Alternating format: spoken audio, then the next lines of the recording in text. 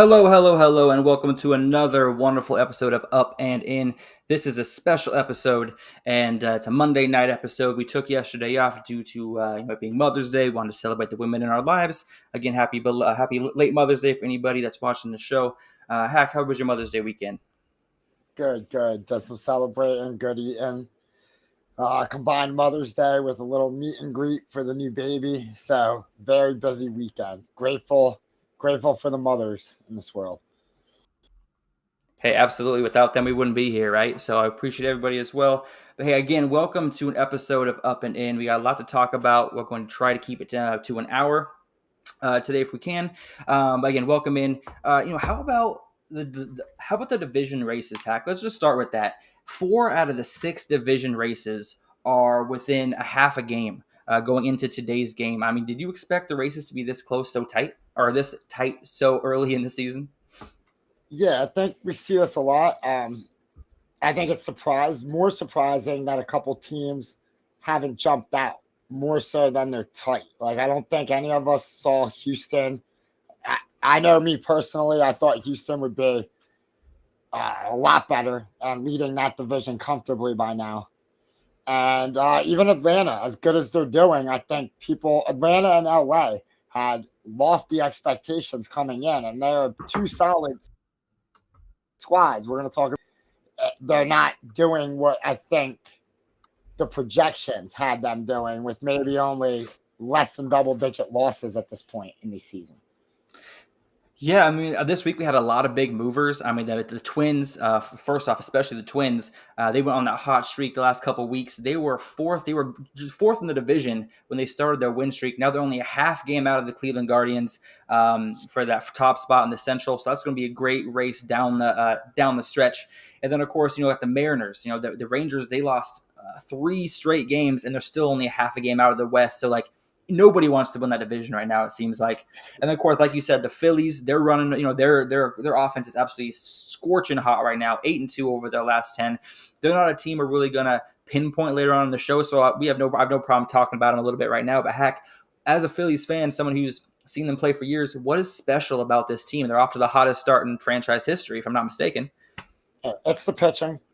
Pitching this year for the Phillies has been undeniable. They've all 5 starters have been good, some great, and the offense is starting off better than traditionally they start off. But to bring it back to the division race, as hot as they are, they're not leaps and bounds above the Braves. So I'm glad, because normally we're chasing the Braves at this point of the season, and the Braves have taken at this point, the Braves are used to holding 6 games on the division, and it's not like that this year. So I'm intrigued to see how the Phillies will do playing from the front, because traditionally we win the wild. We're a wild card team that picks and chooses moments to get hot and hopefully ride that hot streak into Red October. We're going to see how it is being. Right now, they're the best team in the National League, record-wise. We can argue rosters and lineups and all that stuff, but when they take the field, right now, they're the best. And nationally, people talk about them. They're used to getting talked about, but they're more the lovable, the team that hits a bunch of home runs, and you got to watch for them in October. We don't really hear about them being the standard bearer. Yeah, I mean, say the Phillies have looked fantastic this season. Who else is this? The Twins absolutely rolling. The Orioles, half a game lead going into tonight's games over the Yankees in the AL East. Obviously, we picked the Orioles to kind of win the division early, in our preseason episodes. And I personally was really high on the Yankees. You kind of gave me a little bit of flack for it, but the Yankees really coming in hot. The funny thing is their offense really hasn't started rolling yet. I mean, Aaron Judge, he has 10 home runs, but it feels like he's not hitting that great yet. Like, it feels like he still hasn't hit his stride. So the fact that he has 10 home runs already, that's kind of scary for the rest of the AL East. I want to keep talking about some of these teams, but I don't want to jump too ahead because we have so much that we're going to cover. I don't want to jump ahead in the show. Let's go ahead. I'm just going to pull up really quickly here the standings just so we can take a look at who the leaders are. And like I said, the Mariners half a game lead on the Texas Rangers, who have lost 3 in a row. They're really spiraling right now. They need to turn it around. The Guardians half a game lead over the Twins, and the Orioles half a game lead over the Yankees. The American League is absolutely shit show. Excuse my language right now. It's going to be fun to watch that kind of unfoil. Dodgers, they've kind of been in first place all season. The Brewers, last year's Central winners, they are a half game up on the Chicago Cubs right now, who are making a push for that top spot. The Pirates kind of falling off still in that third position. And then, of course, the Padres are 5.5 games back of the Dodgers, like I said earlier. And then the Braves and the Phillies are really kind of battling it out. The Mets, Nationals, and Marlins have kind of really already excluded themselves from this race. The Mets had a little bit of a push there, but have kind of gone back to their, 500. They've been 4-6 in the last 10, so not really their winning ways. Hack, before we kind of continue on to the next part of the show here, what team besides the Phillies has impressed you the most so far this season, this early? I mean, I hate to say them because they're a team I don't generally love, but the Yankees.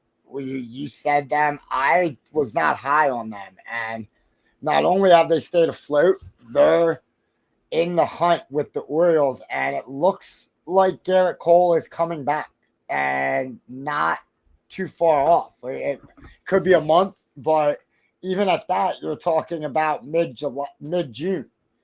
And if teams can't put the Yankees away now, when that offense heats up and they get their ace back, it's gonna be a fun summer to watch them and the Orioles go at it. Soto has you said Judges.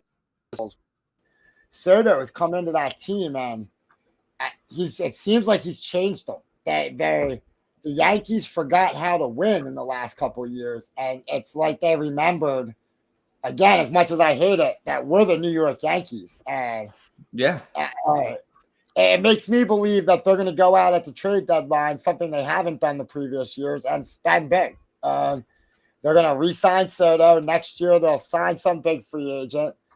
That's the Yankees that I'm used to, not what we've seen, let's say, the last 3-4 years, where it's just accepting being average. That's not the Steinbrenner way. It's not the Yankee way.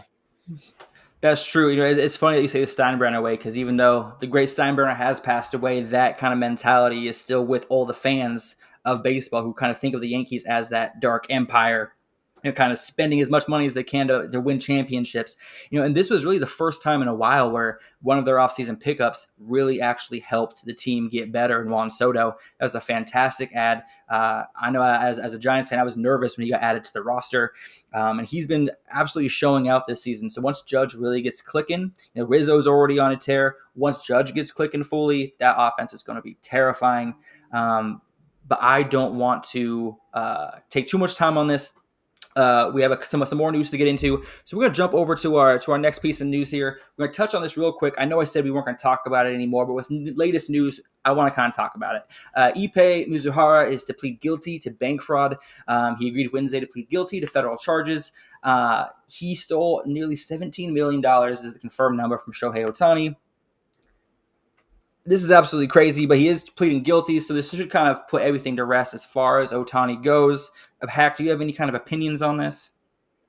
I mean, I think he pled guilty after the news broke, like not initial breaking, but once we got the details, I think this was just the logical next step.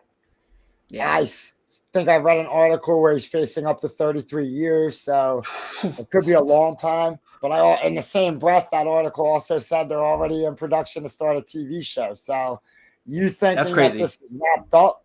It's not wrapped up. It's Ippei's part of this saga is, like he's going to jail. But this story's got a lot of legs, and it's about to run the course of the year, I think. Yeah, well, like I said, we're not going to spend too much time on it because he's not worth the time or the airtime any longer. But I just figured I'd give all the fans an update as far as what's going on. Anything else comes in that's a major news break, we'll bring it up again. Other than that, we should be done talking about it. But next up on our show here, we have Paul Skenes. Now, in this episode, I have a different opinion on Paul Skenes, so we're going to get into that. But let's not look past his first game of the season with the Pirates. He looked dominant, striking out the first batter he faced, throwing over 100 miles per hour 17 times.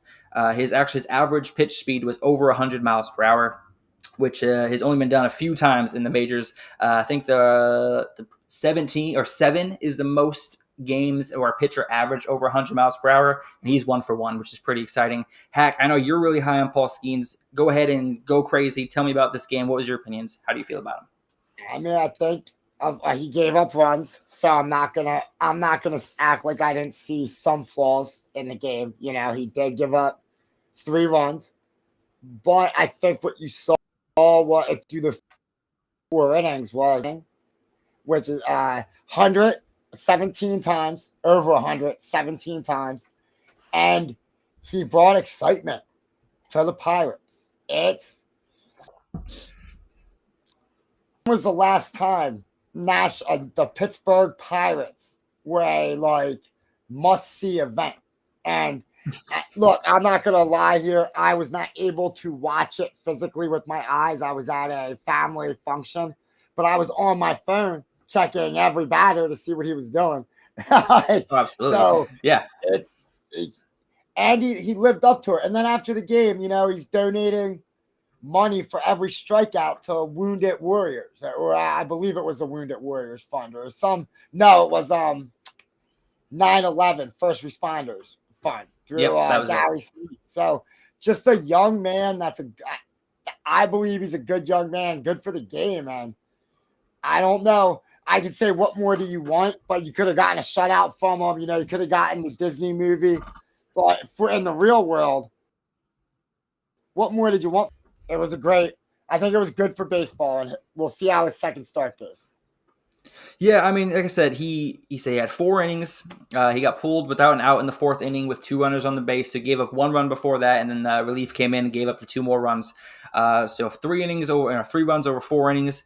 Like I said, 7 Ks. Looked dominant. Was hitting his spot. He's got a new pitch. I forgot what it was called. It's basically a split finger sinker. A splinker is what he calls it. I guess it's like a 95 miles per hour sinker with movement. It's one of the filthiest pitches. I forgot who it was that said it's one of the filthiest pitches he's ever seen. And then right after that, it was the filthiest changeup he'd ever seen. So this guy is throwing some stuff that is really elevating the game. So it'll be really nice to see. But I'm going to be devil's advocate here for a minute. Hack, are you ready for this? Yeah. All right. So I was looking over some, his numbers since he's been drafted. He only threw 34 innings in the minors between his 5 games his first year and the seven games he started this season. Okay. I'm sorry. Yeah, 34 innings, including in the minors for 2 years, and then he had the 4 innings, so 38 total innings as a pro. Okay, that's not a lot of innings. In those 7 starts this season, he only went 27 1/3 innings. That's less than 4 innings, or that's just over 4 innings per game. So just under 4 innings per game. In this game, 4th inning, he gets struggles. He has struggles against hitters, finding location. He gets hit hard. I'm curious if he can go, how much farther he can go in the game. Because clearly that 4th inning seems to be his ceiling so far. In the minors, he only went 4 innings, which I get. In the minors, you want to get the bullpen some work because it's about player development, not about the one guy. I get that. But it's a trend I'm seeing that now, even in his pro debut, 84 pitches, 4 innings, got pulled with 2 runners on and no outs. What do you think the issue is? Is it the fact that he's throwing so hard, his arm is just getting less accurate as the game goes on? I'm trying to watch him to see what changes between the 3rd and the 4th inning, and I haven't found exactly what it is yet. Do you have any opinions on this? I know I'm kind of just throwing this at you, but that's kind of a flaw I'm seeing is what happens after that 4th inning. I think it's coaching. I think in the minors it was very deliberate. You could chalk it up to wanting to get the bullpen help, but I'm not going to hurt my horse in AAA. Every inning he pitched before Saturday's debut was a winning on him, because there was never a point other than to keep him loose to have him pitching in AAA. And I will back that statement up with the fact that major league hitters said that's a filthy pitch, and that's the best changeup I've seen. You don't need to be in the minors throwing those pitches. You need to be here. But if you spent the last year just going 4 innings, you're going to have to ramp up. And this is one of the things, I won't get off too far, but we talked about it last week in the pitcher debate with how are these pitchers being brought up. If you're only letting them go 4 innings, the majors is going to be a hard place to expand it. But I think that he has the ability to go 7. It just might take him longer. Also, with him starting, it's going to look worse for the skeptics. This is where we talk about the A's closer, Miller. They decided not to let him just be a starter this year and pitch 3-4 innings. We're going to use those innings in the bullpen. So he looks like a stud this year because he's throwing 1-2 innings of great ball, whereas Skenes will get the question, can you go? I think the more interesting thing will be next year to see the development between the two of them, because Miller's got just as live of an arm as Skenes does. We'll see if the bullpen route or the 4 innings, we're going to limit your innings this year and see how that works in year 2. And it's been a while since I think we had 2 pitchers doing this completely different approach to how we're going to introduce them with the same skill set. Yeah, actually, it's funny that you mentioned the bullpen because I was honestly thinking the exact same thing, kind of looking over Paul's, or Skenes' old numbers. It almost looks as if, like, with how live his arm is, I worry about if he is an every 5th day starter, if he is an ace of a staff, which I believe he can be. When will that injury bug hit him? I don't want it to, obviously, knock on wood. I'm knocking on wood right now. Hope injuries never happen to him. But, like, to protect his arm and with how valuable he is, I wonder if a move to the bullpen, kind of like Mason Miller, is something that might happen in the future. So that is an interesting thought that you bring up because I was thinking it myself. So I'm glad that you brought that up as well. I'm going to date myself here just a little bit. I don't know if you remember him. He was the Oakland closer for their World Series. Dennis. Oh, yeah. And he started out as a starter, got injured, and moved to the bullpen with that one nasty pitch. So I would say even if the worst happened, and I don't wish that on Skenes. Your idea, the pitches that he has, I don't know if it's going to be starter, middle reliever, closer, but he will find a way in this league to make an impact because that what'd you call it? The split that the splinker. The splinker. The splinker is I don't want to like oversell this pitch, but it is Mariano Rivera's cutter. It's not I want to say it's unhittable, but it's very hard to hit. And only one guy's throwing it. It's maybe the bullpen will be better, we'll see, but for now I'm as a starting pitcher.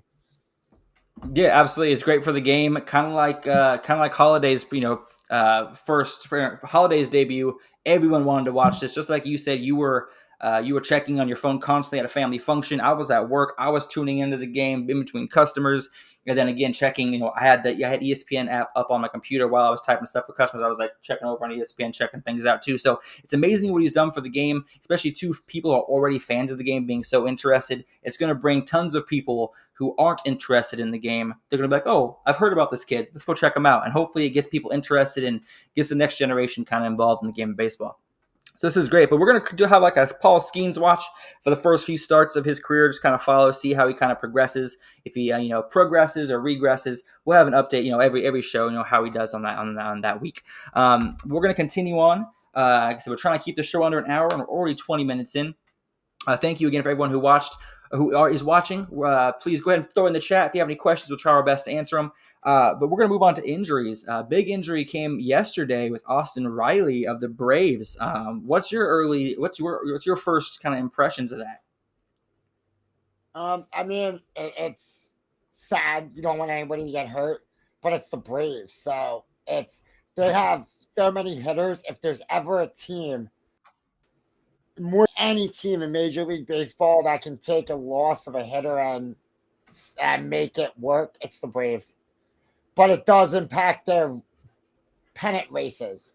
With the Phillies, their chances get worse with Riley out. That is true. I didn't say he was pulled in the fourth inning of the Mets game with a little bit of left soreness. Left tightness on his left side. I'm sorry, I can't speak this evening. And he is waiting on MRI results, so nothing confirmed, nothing definite yet. So he may be back as soon as next week, or maybe something more serious. We'll keep you updated on that as well. And of course, my team, the San Francisco Giants, are having a plethora of injury problems. Jung-Ho Lee yesterday was going for a deep ball in center field and did end up running into the fence and ultimately dislocating his shoulder. He went down like a sack of potatoes the second he hit the wall. It was every Giants fan held their breath when they saw that. He was placed on the 10-day injured list, so he shouldn't be out too long with that dislocation. Hopefully, he's able to come back right after that 10 games, so that we can get him back in the top spot in the lineup because we desperately need him. We've been really on the downward spiral recently. But some great news on the Giants end as well, though, is Hack, did you hear about the Blake Snell start in rehab, for his rehab start? I did not. Enlighten me on this one. Perfect, because I'm going to tell you all about it. My man Blake Snell threw 4 perfect innings in his rehab start yesterday. He threw 4 perfect innings, including an immaculate inning, which is not very common, no matter who you are playing, pros, little league, college, high school, an immaculate inning, which is 9 pitches, 9 strikes, 3 strikeouts, in case people are not sure what that is. Not something that happens very often, so he's looking dominant. Again, it was a AAA rehab start, but that kind of gets Giants fans' blood pumping, that he's showing up some good numbers coming back. Hopefully he's got his head right, and he comes back and he actually is able to produce like we know he can. But Hack, say something good about Blake Snell. My man deserves it. I mean, I'm a truther. I play fantasy, and I have him on plenty fantasy baseball teams. I told you, baseball is a game of averages. He started out bad, but he is the reigning Cy Young winner. He knows how to pitch. So to me, he got his 4 bad starts out, and when he comes back, he's gonna go on a tear. He might end up on one of the lists that we're doing later on today. Hey, I really hope because we need him. Let me see who else we got here. Oh yes, here we go. This is a big one for us. It's really kind of depressing in a way as well because we got Max Scherzer of the Texas Rangers. He was scheduled to come back here within the next month or so after a couple more rehab starts. After his last start, he's feeling some discomfort in his shoulder. They end up doing some more testing, and he actually has what is it? It's a new nerve issue that's actually affecting his elbow. So they actually have to give him a cortisone shot in his neck region in order to actually make it feel better. So he's not sure when that nerve issue is going to kind of heal up and he's able to come back to the game. He even said that this may be something that ends up sidelining him permanently, which is crazy to think about. Max Scherzer, obviously, he's up there in age, but he's never once even mentioned being done. This is the first time he said anything, especially with nerve damage and nerve injury. Mike Trout had it last year. He was in and out of the lineup for every single game. You didn't know if he was gonna play or not because we had to wait on that nerve to see if it was kind of flaring up or not. Hack, how does that make you feel when you hear that this may be something that could cause Scherzer ultimately his career? I mean, as a fan of the game, worried for him because it's a nerve injury. You never know, but yeah. I've read some articles on this man, and he is a certified nut when it comes to competition. So if anybody's going to shake it, I don't want to use shake it off, taking off a nerve injury. If anyone's going to find a way to pitch through it, it will be Scherzer. And if he can't pitch through it, at least the fans in Texas should know that he didn't take the money and run. He literally gave them all they could give him, and they got a World Series out of that arm. So, mission accomplished. If that's your last memory, that's a heck of a memory. As you won the World Series for the Texas Rangers, or you were a reason they won it. That's good. Yeah, I mean, honestly, it couldn't have happened to a nicer guy. I was just reading an article last week, maybe you saw it as well, where he on occasion will cater entire after game meals for his minor league teammates. He'll buy them gifts, he'll really treat them like family when he's with them. So like he's a great guy, nice guy, great guy for the clubhouse, great guy for the franchise and organization, great for the game of baseball. I'm really hoping he's able to heal up and get back to his former self, or at least a shade of his former self, so we can see him back in the bigs this year. The Rangers struggling really need him to be back in the starting rotation to give him a little boost. So hopefully he's good to go here soon, and we're able to see him back, in Texas playing with the Rangers. Next up, we got Joe Musgrove. He got placed on the 15-day pitcher injured list with right elbow inflammation. There it is again, the elbow, the word that we dread and we talked about last week in detail. Do you think that really impacts the Padres? They're kind of on a tear lately. Does this seem like something that could kind of sideline their hot run, or do you think they're going to keep on next man up mentality? If it was a different pitcher, yes, but Joe Musgrove gets hurt every year. It is I'm not like it's not to be mean to the guy. I know pitching's rough on the shoulder and stuff, but he's almost like the Trout of pitchers. Every year, Joe Musgrove's going to spend time on the IL. So, as San Diego should have expected this at some point. You hope for the best, but he doesn't ever go the year without being hurt. I feel like he came into this year hurting. Yeah, you are right. He does seem to kind of spend every season, besides 2022 when he was able to pitch 30 games, in 2021 where he appeared in 40 of them. He's kind of been on like the 17, 19, 11 starts. Like he kind of is on the injured list quite a bit. So hopefully he's able to kind of fix that issue going forward. Maybe, I don't know, maybe he's able to see a specialist that can kind of help him prevent those injuries. But this season, he's not really been a huge help to the Padres with a 3-3 record and a 6.37 ERA. Not the hottest start this season. So maybe some time on the IL. Maybe he'll be able to get his mind right, kind of watch some tape of himself pitching, be able to fix whatever is going on so he can kind of come back stronger, hopefully for the second half of the season, hopefully before. We're going to keep this show rolling. We're halfway through our episode. We appreciate everybody watching at home. And we're going to go ahead and our next topic, if it would ever load for me here. Here we go. We're going to go over our pitcher power rankings. First up, Hack, this is your power rankings. I'm going to give you so much crap on this list. I'm excited. But please tell the world who your top 5 pitchers are currently and why you chose them. Number 1, Ranger Suarez. I mean, I don't know what more you want. Lose. Great ERA. Let me preface this by saying I took these pitchers. I sent this list in like May 11th. So that date, before the thing that iBlack's going to give me junk for, a bad Marlins start, every one of these pitchers in the 4 major categories: wins, strikeouts, whip, ERA, and innings pitched. All 5 of these pitchers were top 10 in those categories in the NL. The AL pitcher, my co-host has one that's acceptable and one that's extremely weak, but we'll talk about that later. Number 2, Zach Wheeler. Now, the argument against Wheels is he's 4-3. Let me adjust this record for you, iBlack. He is 4-1 when he pitches the ball a major league catcher, JT Realmuto. He is 0-2 when he let the clubhouse mascot go behind the plate and play. So those 2 losses I'm going to give to Rob Thomas. All right. Number 3, the phenom from Chicago, a pitcher we both can agree on. And we agree on my number 5 pitcher, Tyler Glasnow. He leads the NL in innings. He might lead the majors in innings pitched, and I don't think anybody had that pegged for Glasnow. And then my number 4 pitcher, Dylan Cease. He's come into the Padres and been a bona fide ace. He's everything they traded for.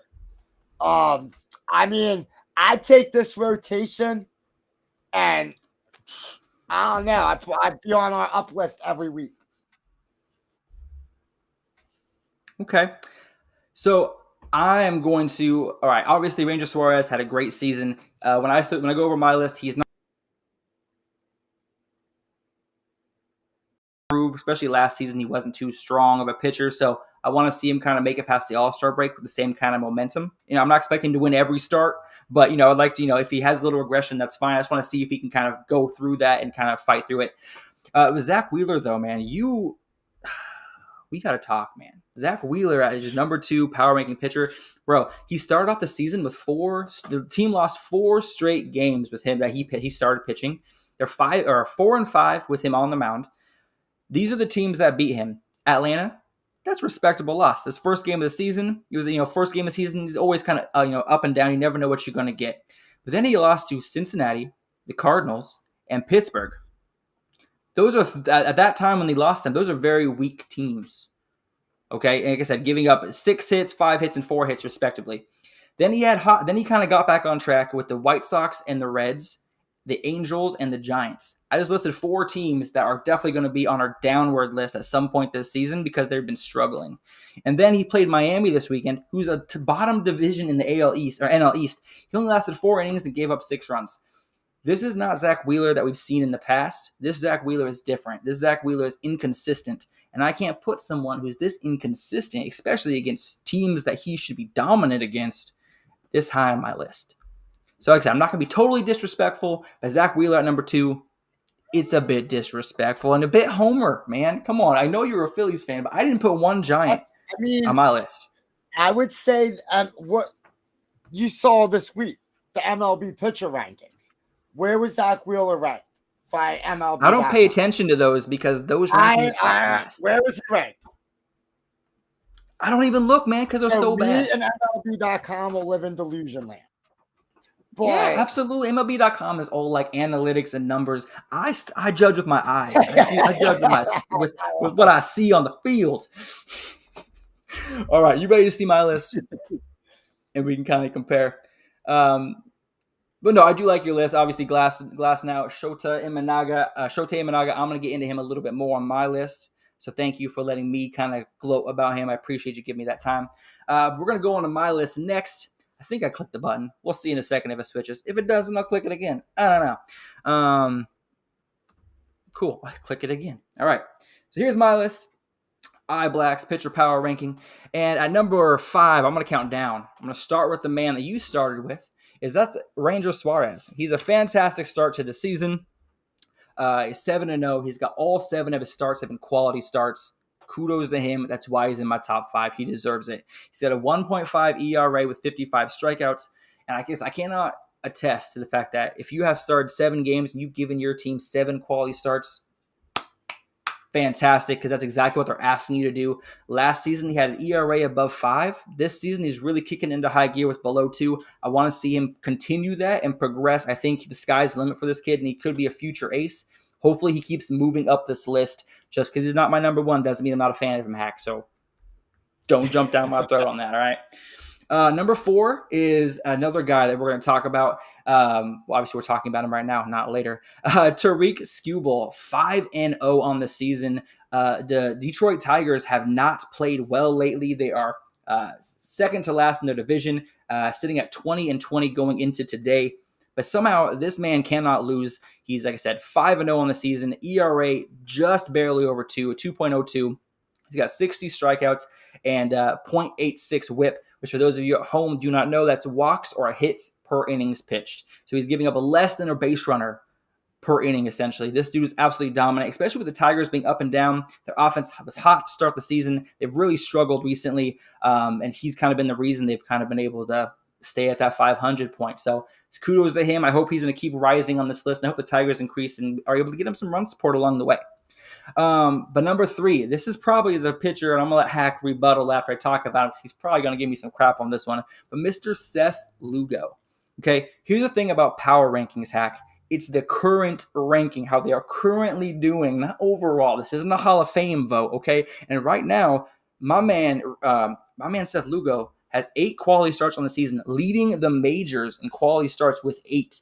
The Royals are one of the hottest teams in baseball, and everyone's focused on Cole Reagans, while Seth Lugo is there cleaning up when he gets his chances. Like I said, 8 quality starts this season already.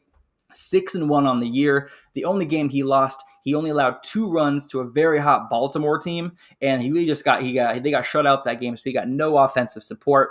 His ERA is under 1.9 or sorry 0.96 walks or hits per innings pitched, not ERA. I'm sorry. His ERA though 1.66. Like this dude's ERA is under 2, just barely over Ranger Suarez.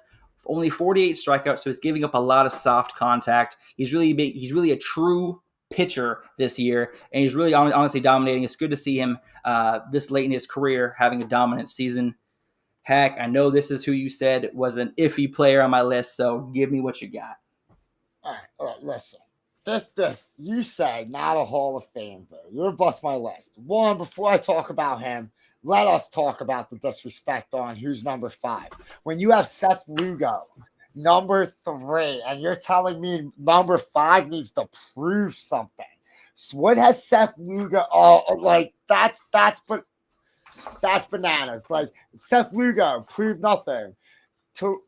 Tariq Skubal, you were good when? Like, you've never been good, but you're ahead of Ranger Suarez. And your number 1 was not even in the major leagues last year. So I don't know. Whoa, hold on. I haven't even gotten to him yet, so how dare you? Growing. No, I'm talking about the disrespect on number 5. Now, number 3, let us talk about, because we have the same pitchers, 3 out of the 5.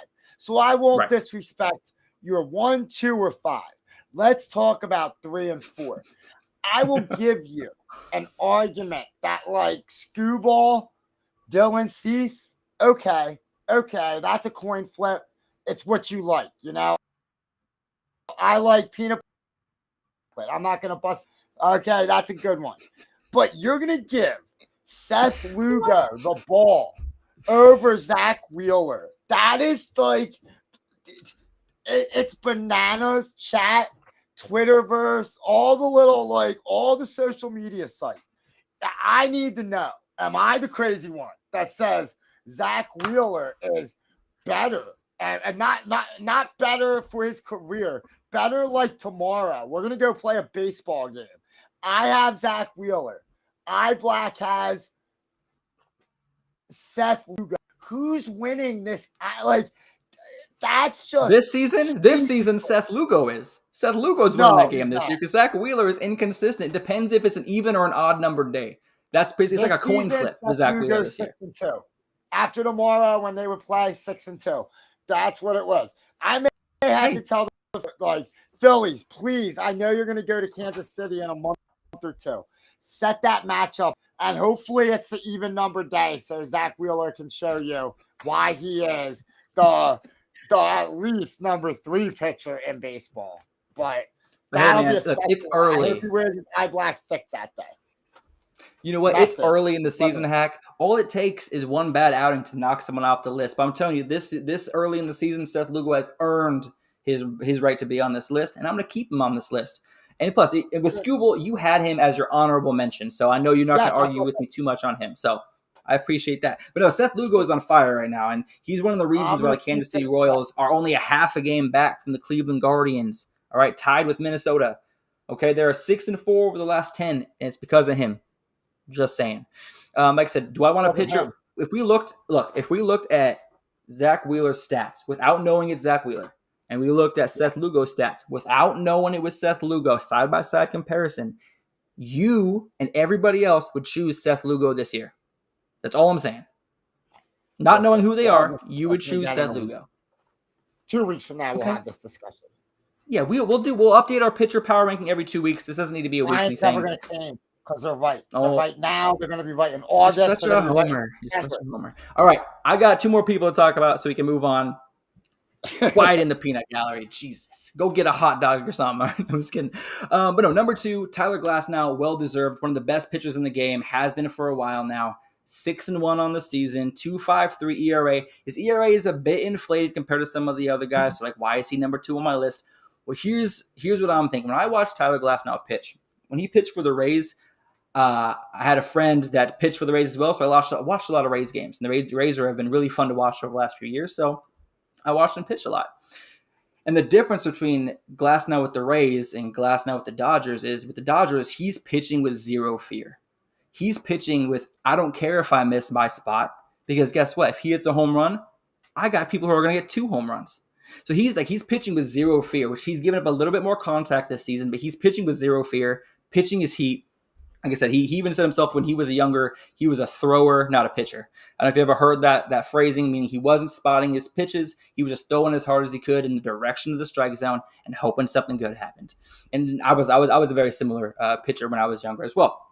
But this season, he's really just firing it in there, giving up a lot of hard contact. But like I said, he's pitching with no fear, and the Dodgers are rewarding him with that 6-1 record. He's leading the majors with 73 strikeouts and 0.86 walks or hits per innings pitched. So dude is looking dominant. Hack, I said you had him on your list as well. What was Glasnow on your list? 5, right? So like I said, we're not going to argue too much on him. I would have flipped him and Cease. I thought he was doing a little bit better. Okay. Yeah. Well, next time we do a list, make sure you send me that list. All right. Send me him with 4, and I'll put him there. No, I'm just giving you crap. Do you know, folks, it was so funny because Hag over here is talking about Wheeler. Yesterday, he texted me his list with Wheeler at number 2, and I said he just gave up 4 runs to who I don't remember who he played. He just gave up 4 runs to the Marlins. And he's like, you're right. Switch him to 5. Like that quickly, this man changed on his Wheeler. And then this morning, he's like, no, you need to put him back. Put him back. That's disrespectful. I'm not a prisoner of the moment. I'm a prisoner of the power ranking. And he's a powerful number 2. Talk about your number 1. You've been waiting all show for that. You're right. Shotei Imanaga. He's my boy. This is the dude I'm the most excited to watch pitch every single time he hits the mound. He's pitching today against the Braves, which will truly be his test. Actually, you know what? Let's check in on that right now to see how he's doing. Because, like I said, today's game, I told myself, will make or break his spot on my power ranking. He's 5-0 on the season. They have not lost a game he has started. Just think about that. They've not lost a game he has started, which is huge for the Cubs. The fans love him. He's got walks. He's got 0.82 walks or hits per innings pitched, which leads the majors. His ERA is 1.08, but it was under 1 until last week when he gave up 2 runs. And so far against the Braves, going into the 5th inning, he's 7 strikeouts, 3 walks, 5 hits, no runs allowed against the Braves. He's kind of working his way through that lineup. And the really thing I like about him is he really pitches. He's a true pitcher. He's not trying to strike everybody out. He's truly hitting his spots, allowing a lot of soft contact, letting his defense help behind him. Like, he's a true pitcher, and I love watching him. It's like a work of art. And I think this dude is a future Cy Young winner, possibly even this season if he continues this pace. Another guy who I'm excited to see pop up on this list is Yamamoto. He's really kind of came into his own. If you take out his Padres start, the first game of the year, he's under a 2 ERA and looking fantastic. So maybe Yamamoto shows up on this list as well. But right now, Shotei Imanaga is by far my number 1 power-ranked pitcher, and he probably will be for a while the way he's pitching today. He's giving up hits. He's allowing walks, but he's picking his spots. Like if there's 2 guys on and a power hitter's on, he's literally pitching around this guy. Next guy's hitting a ground ball every time. Like, it's amazing to watch it and see what he does. Obviously, you had Shotei on your list as well. So you're high on him just like I am, maybe not as high, but you say it's a great thing for the Cubs. I love, like I said, him and Paul Skenes. I want them to pitch against each other. I think that would be a great matchup. I would love to see him and Yamamoto face off as well. But that's our power ranking. Like I say, Shotei's my number 1 this week. You had Ranger Suarez, both of them well deserving of that number 1 spot on both of our lists. And I don't think anybody could argue. But please, in the chat, if we left off any pitchers that deserve some credit or some love this season, throw them in the chat, and I'll make sure that they get their flowers next week. Real quick, talk about one. Just one real quick. It says It's who he's facing in the Braves game. Reynaldo Lopez. That's the other half of this pitching matchup in Atlanta. And he's been off to a hot start, too. So if anybody's there looking for a game to watch, if you can watch that game, that's one of the better pitching matchups we've had this year on paper. And they're obviously doing it because we're in the 5th with no runs. Yeah, it's crazy because if, at the beginning of the season, if you told me that was a pitching matchup to look forward to, I'd be like, who? What? Like, no, but no, it's like one of the premier pitching matchups of the week. Yeah. And actually, as soon as we're done here, I'm going to be turning that game on. But we're going to keep on moving. Thank you again for watching tuning in with our power rankings. We got a couple more topics to go over before we get you off for the night. Hopefully your Monday evening is going fantastic. Just so everybody knows at home, we do traditionally go on Sunday evenings, 8 p.m., 5 Central. Yesterday was Mother's Day, so therefore, special episode today. Today is a YouTube and Twitter only exclusive, X only exclusive. And this is our segment called Up and In. And what's going on is we talk about 3 teams that are kind of down and out right now, losing records, especially over the last week. And then we talk about 3 teams that are kind of killing it and making strides to kind of win the division, or increase their winning percentage. And the first team on our down and out would be the Blue Jays, 3-7 in the last 10, last in the AL East. This is the craziest stat to me, Hack, and you can definitely agree with me and give me some feedback, is they are a negative 47 in runs this year. So like their opponents, for those of you at home that aren't sure what that means, their opponents have scored 47 runs more than the Blue Jays. And we talked about the Blue Jays being possibly one of the top 5 most dangerous offenses in the league. I'm going to give just 2 names. We won't spend a crazy amount of time on them, but I think these 2 names embody the Blue Jays here. Bichette and Kevin Gausman. 2 guys they thought were 2 guys struggling immensely that were supposed to be 2 guys. Gausman broke out last year, and Bichette was looking – well, Gausman broke out with the Giants, but Right. Gausman has been real good for a while now, and he looks lost on that mound. Like his arm just it looks cooked. I'm not saying he is cooked. He looks cooked though.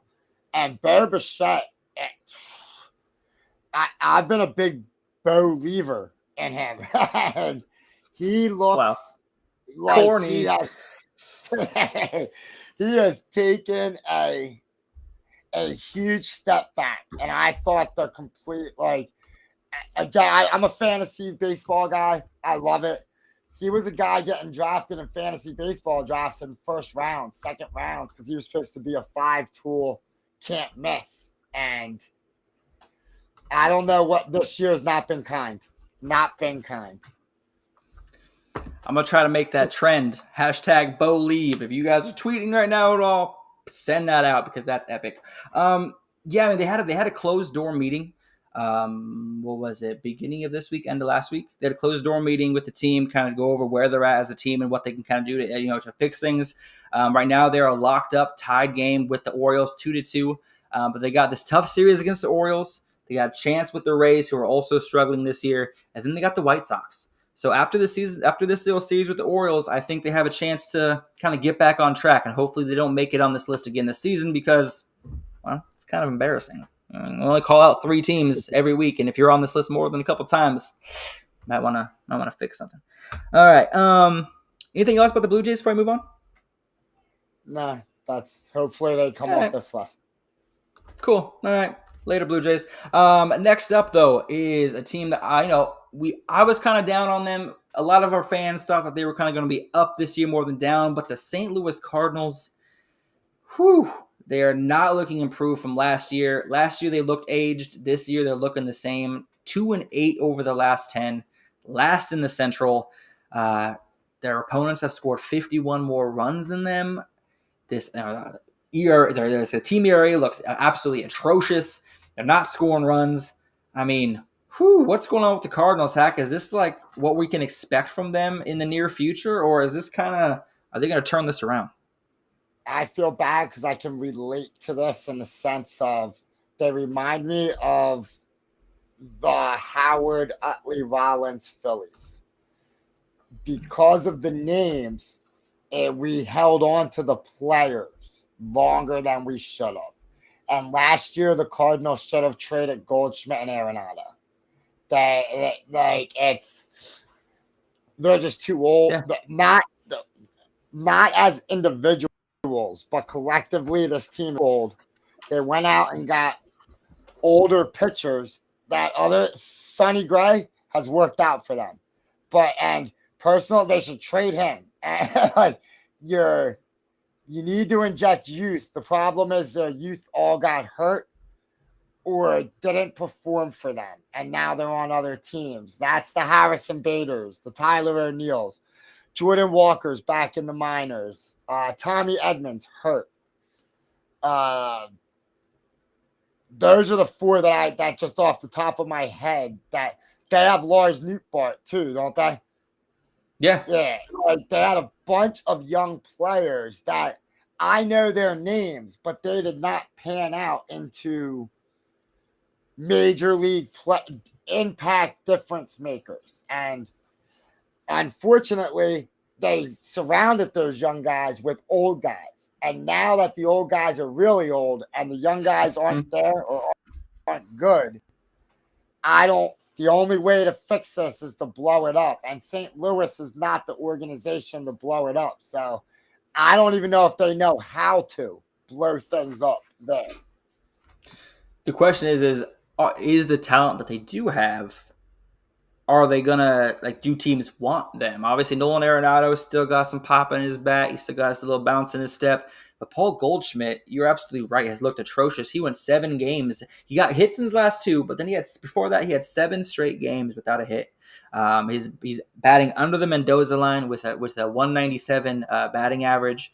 He's 36. This may be, if this isn't his next season, probably is his last year in playing baseball. I hate to say that because he's been a fan favorite and a favorite of mine for his entire career.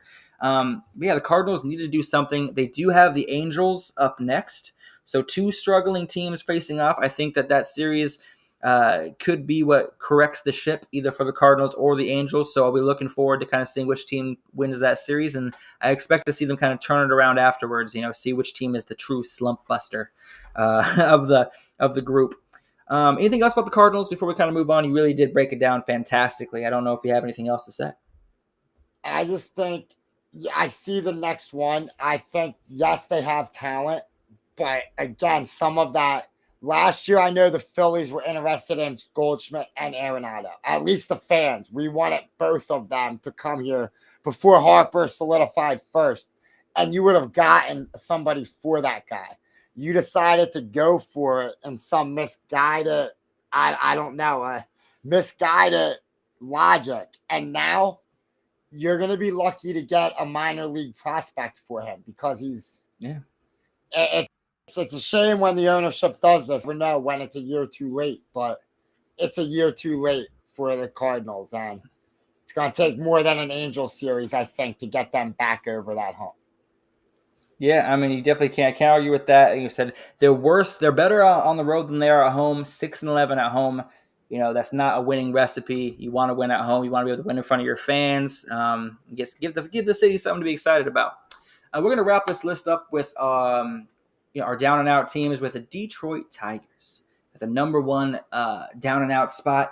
The Tigers started off the season as one of the last 3 undefeated, starting 5-0 on the season. Since then have gone abysmal 15-20, sitting just ahead of the White Sox in the Central Division, 9-11 at home. They're 3-7 over the last 10.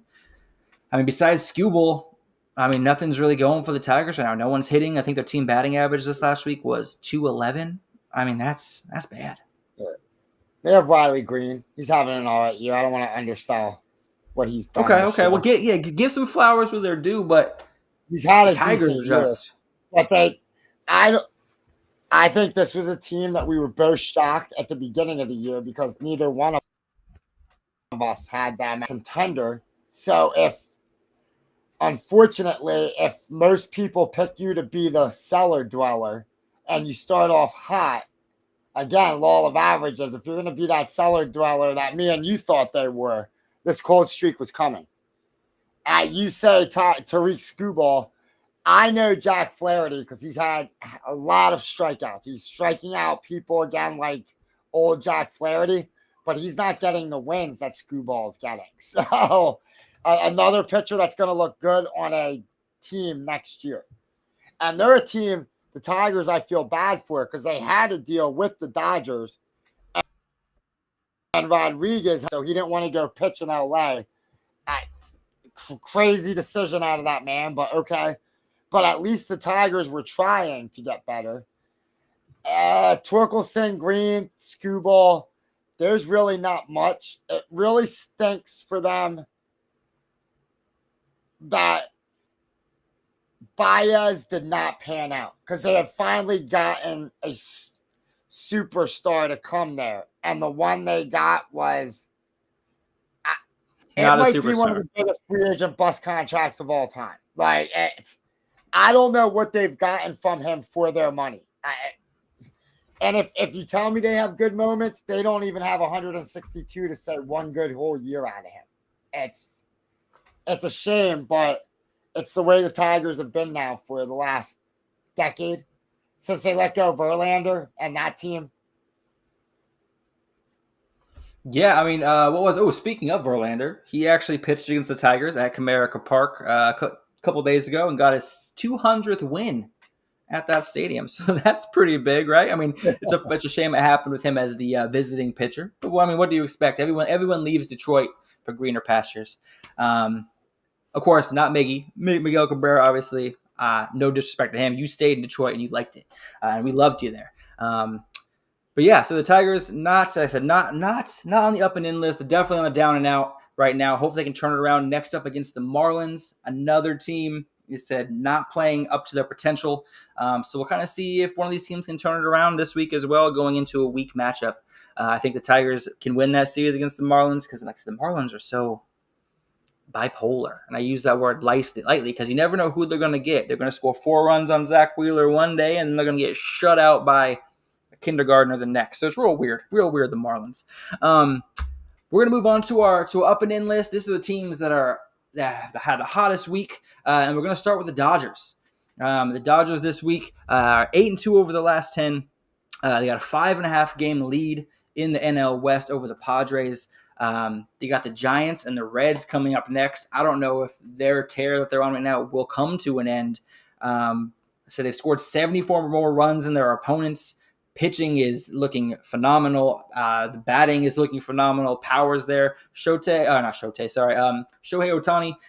He's out for the last couple games due to some back tightness, and that still didn't stop him from kind of mashing. Hack, talk to me about the Dodgers, man. Mookie Betts, the guy's unbelievable. Freeman is being Freddie Freeman. And I think Will Smith solidifying that 4-hole has just been crazy. The pitching is back. You have what they said they were going to have at the top. Glass now and Yamamoto. Yeah, well, I butcher his name. Yamamoto, yeah, I got you. Yamamoto. This is what the Dodgers had told everybody they were going to try it out. And next year they're going to add Ohtani to that.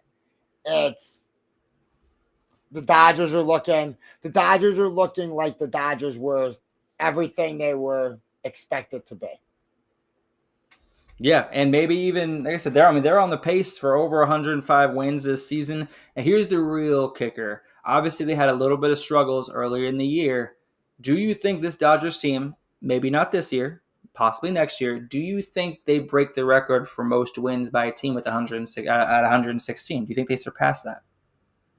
I hate not wanting to answer a question.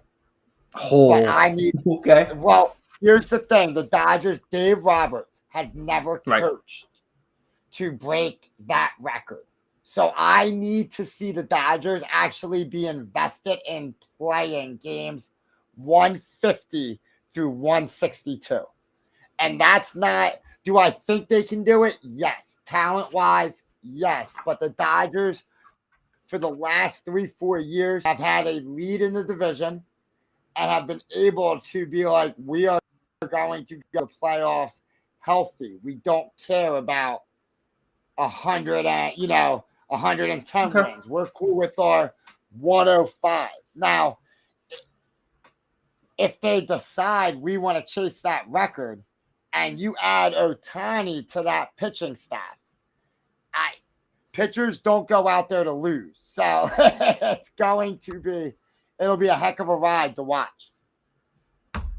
Yeah, I mean, so the Dodgers offense looking great. They did get shut out by the Padres. I'm blanking. Yu Darvish absolutely threw a gem against the Dodgers a couple nights ago. But other than that, the Dodgers have been on fire. Like I said, I'm a Giants fan. I hate seeing the Dodgers be this successful and continue their reign over the NL West. But one thing, the Dodgers up ahead, like I said, they have the Giants and the Reds who are struggling right now. Giants are riddled with injuries. The Reds, besides Ellie De La Cruz, are really struggling. Nick Lodolo is looking fantastic, but besides him, the rest of the pitching staff is kind of looking a little iffy. it's going to be interesting to see what kind of win streak the Dodgers kind of rack off, because over the next 6 or 7 games, I see them reasonably winning 6 of those. So they have a 5.5 game lead over the Padres. Let's see by next week how much they can extend that. And PD, yes, you are correct. The Dodgers do suck. I totally agree with you there. We're on the same page. We're going to continue on the list, though. We're getting close. We're already at the hour, but we got so much more to talk about, so stick around with us. We appreciate you. Number 2 on our list, and this one is debatable, but the Atlanta Braves, they finally kind of figured it out after a little bit of a stumble last week. They've kind of put it together, and since being swept by the Dodgers, won 4 in a row, won 4 games in a row. Since being swept by LA, they've only given up 2 runs. Sorry, PD keeps chiming over here. Sorry, PD. I'll put you up there also. Braves suck. Tell me about the Braves. Obviously, they're in second place in the division behind the Phillies, who are red hot. If Hack had his way, the Phillies would be on this list every week. Yeah. But if you can, try to say something nice about the Braves, if it's possible. You said they were 8-2 this week. Well, not this week, but they are. I just had it. Sorry, they're 5-5 over the last 10. They're 5-5 over the last 10. I can say 8-2 is the same record as the Phillies over the last 10. No, there it is. Let me say this about the Braves. Very good. Chris Sale, that start in Boston, he looked back. He looked like Boston Chris Sale. So if they're going to get that out of him with Fried coming back to his caliber, it's a good team. I think you were talking about the Dodgers' upcoming schedule. And me and Petey, we talk about this with another one of our buddies. In the NL, there's only 3 teams. And you're right. You know what? The Braves could be on the up list every week. The Dodgers and the Phillies. If they're not playing each other, there's really nothing they can do but look weaker. Because those are the only team. Those 3 teams are in the lineups, the pitching staffs, the expectations now. Only 3 teams in baseball have those expectations. No one in the AL is getting talked about 100 wins. The Braves are good. I think losing, we need to see what Austin Riley news looks like. But if he comes back and that's just a blip in the road, they're a dangerous team that I think, yes, the Braves suck, but that's the Phillies fan in me coming out. They're a dangerous team that nobody should want to play, and not all of their hitters. Like Acuna has not been Ronald Acuna this year, and the Braves are still doing work. Like we talk about some of these big names that are off to slow starts, and I mean that's the reigning NL MVP, a 40-70 guy that's off to a cold start. When he heats up, this team's going to be scarier than they are. I'm gonna plug another show here real quick. We have a Wednesday night show, Wire to Wire. It's our flagship show. They were saying that they were thinking the Braves were going to be huge buyers by the deadline, possibly go out for a big pitcher. Do you see them being big buyers at the trade deadline, or do you think they're going to kind of settle in with what they have? Because they're on a roll. They're going to get into the playoffs, with no issues. I believe they're going to run away with either the wild card or they're going to take the NL East spot. I think the Braves and Phillies are kind of interchangeable in the NL East. Do you think they're going to be huge buyers at the deadline? No. And I don't want to. Yes, like I respect their. That's not the Braves' way. I think they find pieces that I don't consider a big move. The Adam Duvalls of the world, yes, but yes, I see the chat. Yes, Gene, a starter. Sixto on the Braves becomes a viable 5th starter.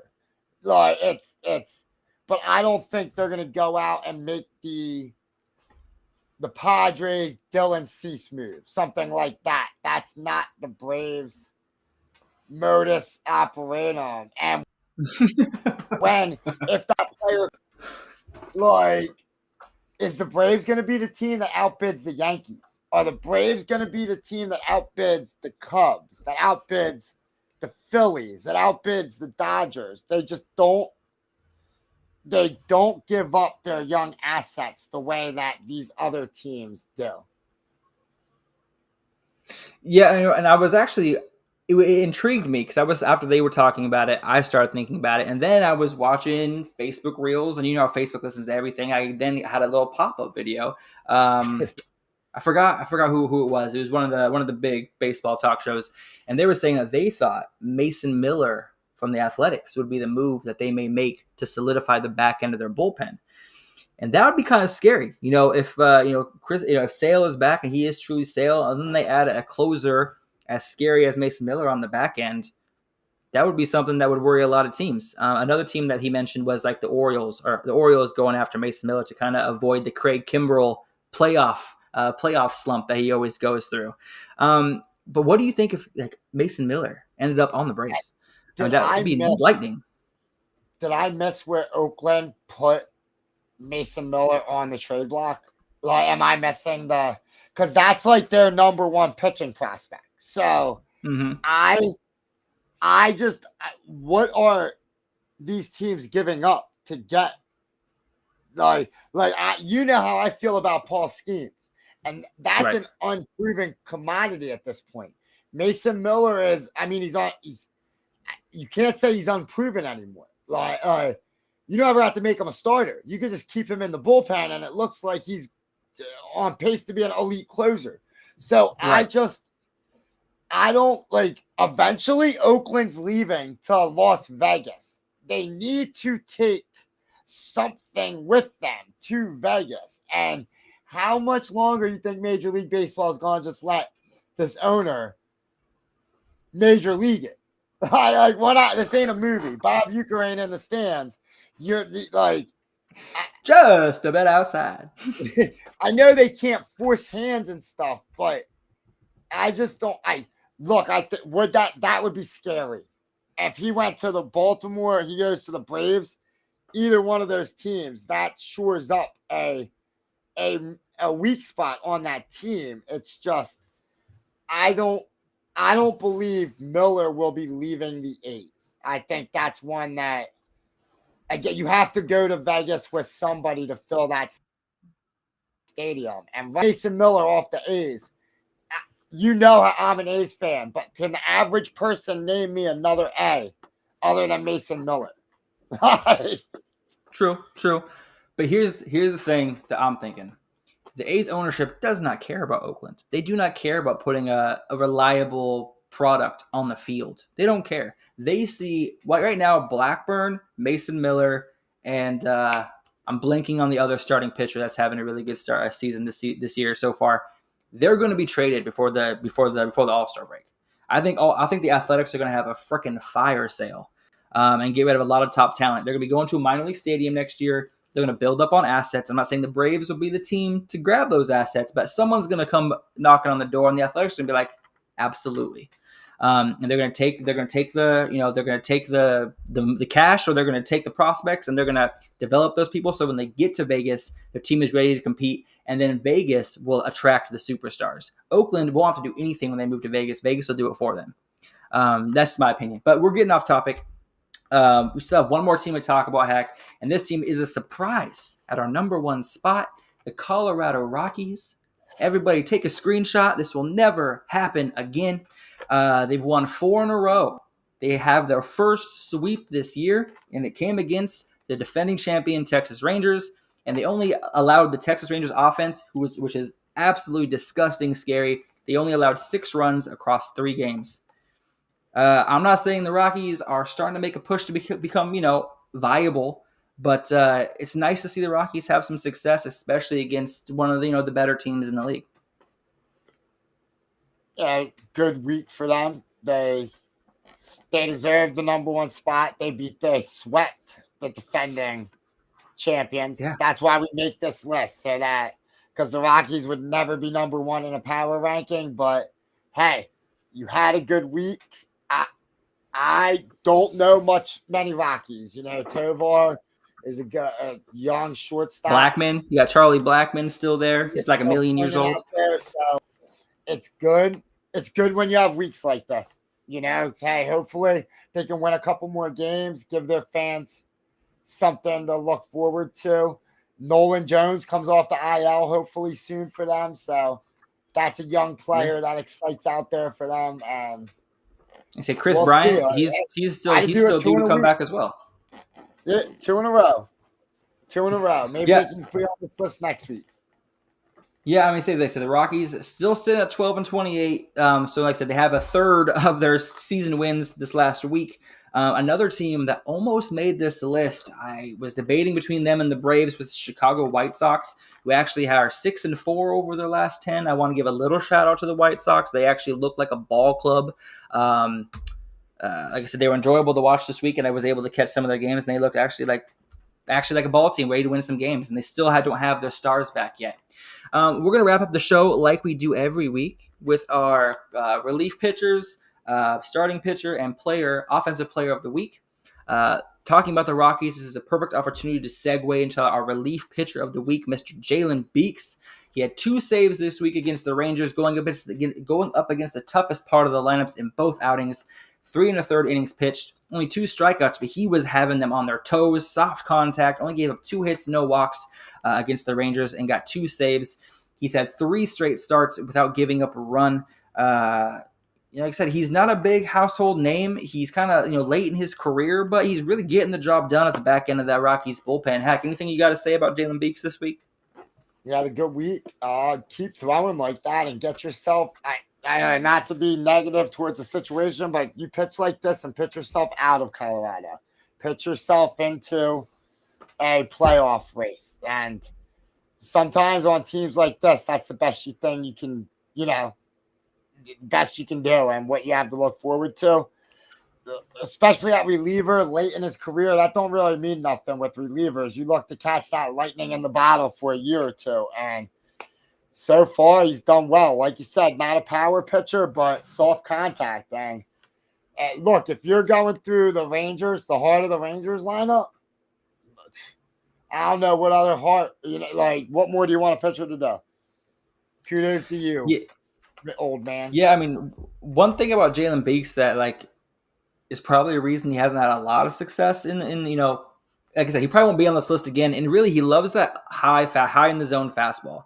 So he gives up a lot of he's not hitting his spots. If he misses, he's giving up a lot of hard contact. But lately, he has not been missing. So just like you said, hopefully he's able to continue that and be kind of a rock solid back end of the bullpen for them. Because like I said, I want every single team in the league to compete, be competitive. I don't want any team to be like, oh, I'm going to put $1 million every game they play because they're losing every single game.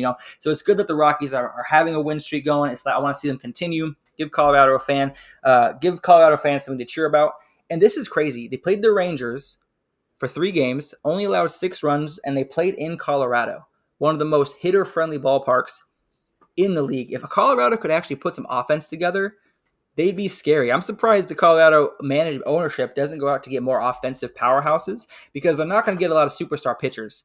But their bullpen and these unknowns that they have are putting in work against, especially in Colorado where the over-unders are over 10 every single week. So shout out to the back end of the bullpen. Nice job, Jalen Beeks, kind of rounding things off for them. Heck, anything else about Jalen Beeks before we kind of move on to our pitcher of the week? I mean, the high fastball, especially in Colorado, that's a dangerous way. Exactly. That's 100%. One thing if he was pitching in San Francisco, a bigger ballpark, but you're gonna do that at Colorado. It worked this week. Hey, keep it on until you get out of there. Yeah, and look, I go through all 30 teams. I look for the pitchers. I look for a lot of players that don't get a lot of recognition on these callouts. Obviously, we're going to have the Shoheis, we're going to have the Mike Trouts, we're going to have the Aaron Judges. But the last few weeks, it's been nice to talk about some unknown names. And we're going to go into the pitcher of the week. This is not so much of an unknown name. Mitch Keller. He is the ace of the Pittsburgh Pirates, at least for the near future. He is with Paul Skenes in that rotation. He may take that spot here soon. But Mitch Keller, 9 innings pitched, complete game against the Angels, only allowing 5 hits, 1 run, striking out 5. the defense really had his back for the full 9 innings. That's kind of an area where Pittsburgh has struggled recently, is kind of on the defensive side. And Mitch, he hasn't lost trust in his defense and guys behind him. He's not trying to strike people out. He does have that strikeout stuff, but he's, like I said, the reason he was able to make it to 9 innings is because he trusted his guys behind him. He was pitching, hitting his spots, hitting the corners, giving up soft contact. I feel like I've said that a lot recently in this episode especially, but pitchers are dominating without this strikeout stuff. They're dominating with location. They're dominating by giving up soft contact and mixing pitches up, and he did a fantastic job this week. Hack, what you got for me about Mitch Keller? I mean, a bona fide ace in out of Pittsburgh. One of the pitchers, Pittsburgh, for once, they've kept one of their aces. Normal pitchers go. I don't think many people remember Pittsburgh had Garrett Cole and Tyler Glasnow. So imagine teaming them up with Skenes, Keller, and I think it's Jared Jones. Yeah, Jared Jones is nasty. It's the Pirates have a Keller, Jones, and Skenes. They're shaping up to do something. He faced the Angels. I know the haters will say it's not the most potent lineup, but he went 9 innings. And pitchers in today's game, that counts. Like, he gave the bullpen a break, and he had a dominant start, 1 run. What more do you want out of the guy? It's actually funny that you mentioned that. Let me find. I think I took a screenshot. Oh, here it is. Perfect. Excuse you, Hack. So this is a chart. Unfortunately, I don't have it on the screen for you guys to see, but it's percent of starts featuring 100+ pitches. So where the starter throws over 100 pitches. In 2024, only 9% of starts have pitchers going over 100 pitches. Compare that to 30 years ago in 1994, where 46.5% of starting pitchers threw over 100 pitches. So it's crazy, from 46% to 10%. That's a huge, drastic change. So it makes a Mitch Keller not having that strikeout stuff, that I think that kind of benefits him, because he's able to get those outs on contact instead of having to work around hitters, give up foul balls, throw, it's better on his shoulder, better on his elbow. So he's really been, I think he's a pitcher that's here to stay for a while. Back, what do you think of that statistic? Like, 30 years ago, 50% of pitchers threw over 100 pitches on their starts, and nowadays barely 10%. I mean, I remember when a quality start was not a special thing. It was expected, which these numbers pan out. We're talking 30 years, so we're like Greg Maddox's era, the Greg Maddox, the Pedro Martinez, Schillings, these guys. Yeah, the Jamie Moyers. And we've seen it recently with certain pitchers, like a Roy Halladay, the type of pitcher that looks at the manager like, you're crazy for coming out here and asking me for this ball in the 7th inning.